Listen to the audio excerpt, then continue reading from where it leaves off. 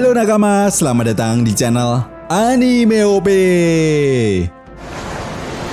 Yes, tentunya kalian semua para fan One Piece sudah tahu betul jika saat ini keempat sang kaisar lautan atau Yonko memiliki satu tujuan yang sama, yaitu menuju ke Pulau Locktail untuk menemukan harta karun One Piece dan menjadi seorang raja bajak laut. Jelas hal ini pun membuat perebutan harta karun One Piece dan gelar raja bajak laut semakin ketat.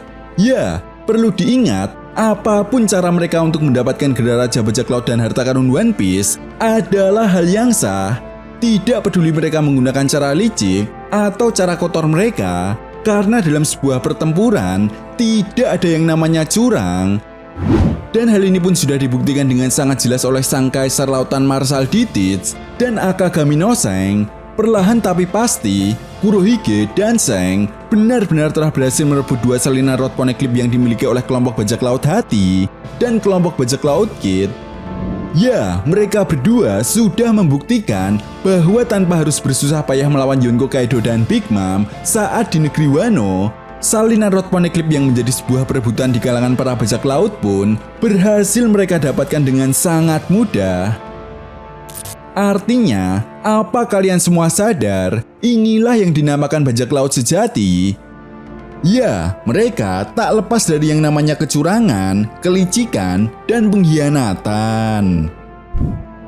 Nah, sampai di sini satu hal yang harus kita garis bawahi adalah pernyataan Yonko bagi bahwa dirinya ingin menemukan harta karun One Piece membuat Crocodile dan Dracul Mihawk sebagai petinggi di organisasi Cross Guild cukup terkejut. Dan seolah mereka berdua pun terhasut dengan pernyataan bagi bahwa tujuan atau impian para bajak laut untuk berlayar dan mengarungi lautan semata-mata hanyalah untuk menemukan harta karun One Piece.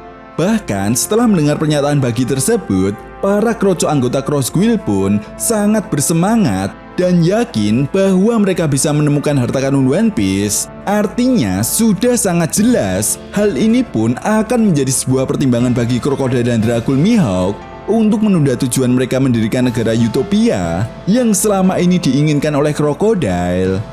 Nah, sampai di sini saja kita bisa menyimpulkan semua kekacauan yang terjadi di dunia One Piece saat ini jelas akan menyeret semua pihak masuk ke dalam arus gelombang pertempuran besar yang disebut sebagai perang tahta. Dan bukan hal yang tidak mungkin, organisasi Cross Guild pun akan terlibat dalam pertempuran besar ini.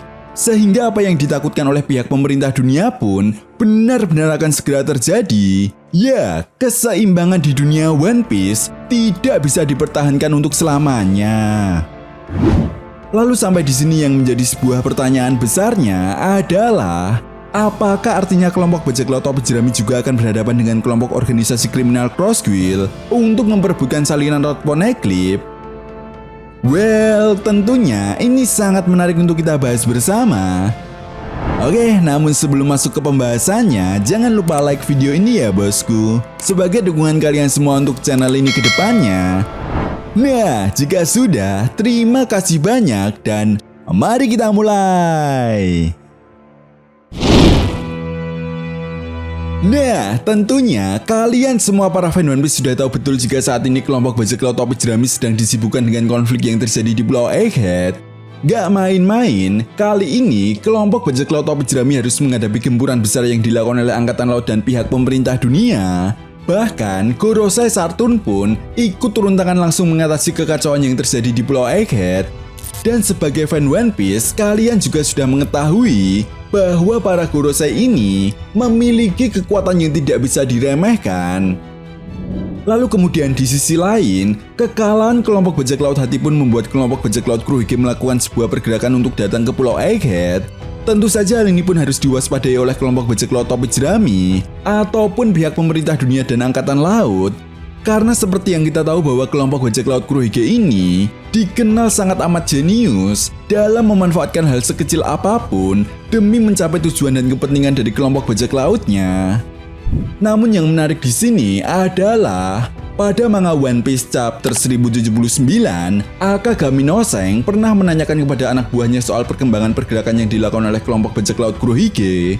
Belum diketahui pasti perkembangan seperti apa yang dimaksud oleh Seng. Tetapi yang jelas, ini menjadi sebuah bukti nyata jika masing-masing Yonko saling mengawasi satu sama lain. Apalagi Sang yang selama ini memiliki dendam kepada Kurohige, akan sangat menarik jika nantinya kedua kelompok bajak laut ini akan saling dipertemukan di Pulau Egghead. Setelah itu kita juga tidak bisa melupakan pergerakan yang akan segera dilakukan oleh organisasi Crosswill.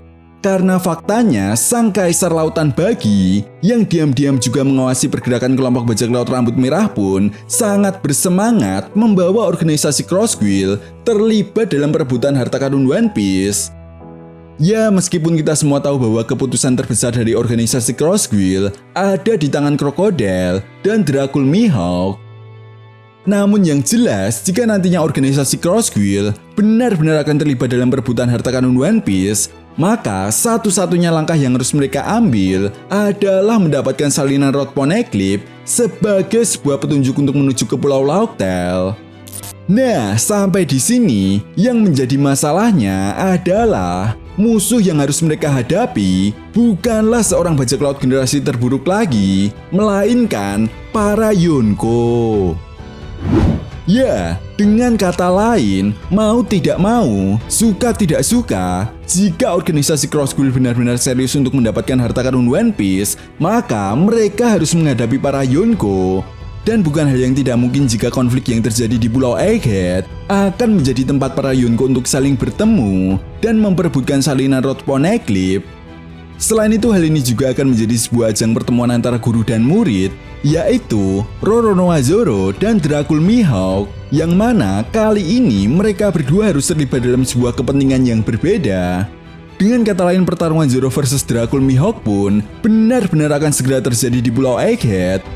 Entah ini akan menjadi ajang pertarungan terakhir mereka berdua untuk memperebutkan gelar pendekar pedang terbaik nomor 1 di dunia One Piece atau tidak. Tetapi yang jelas, Zoro maupun Mihawk, keduanya akan serius bertarung untuk memperebutkan dan mempertahankan salinan Road Poneglyph.